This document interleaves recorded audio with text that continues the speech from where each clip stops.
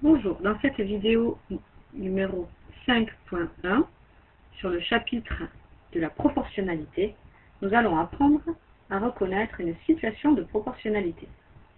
Par définition d'abord, deux grandeurs sont dites proportionnelles si pour déterminer l'une, on multiplie l'autre par un même nombre.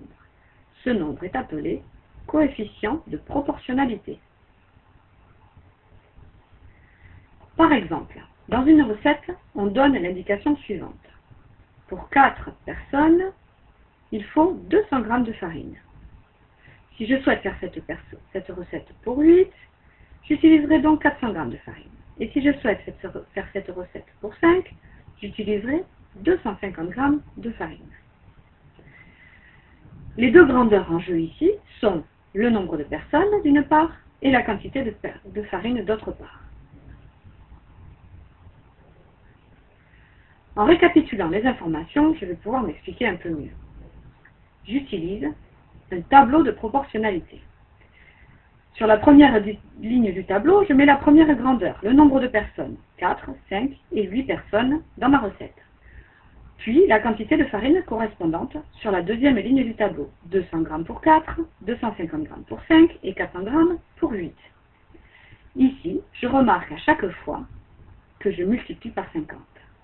En effet, 4 fois 50 égale 200, 5 fois 50 égale 250 et 8 fois 50 égale 400. J'ai utilisé toujours le même nombre, 50.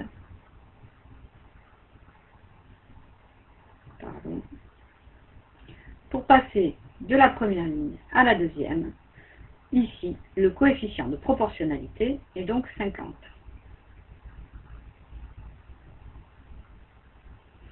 Attention, il existe des situations de non-proportionnalité. Par exemple, dans mon carnet de santé, on voit qu'à 10 ans, je mesurais 1,35 m. Les deux grandeurs en jeu sont l'âge et la taille.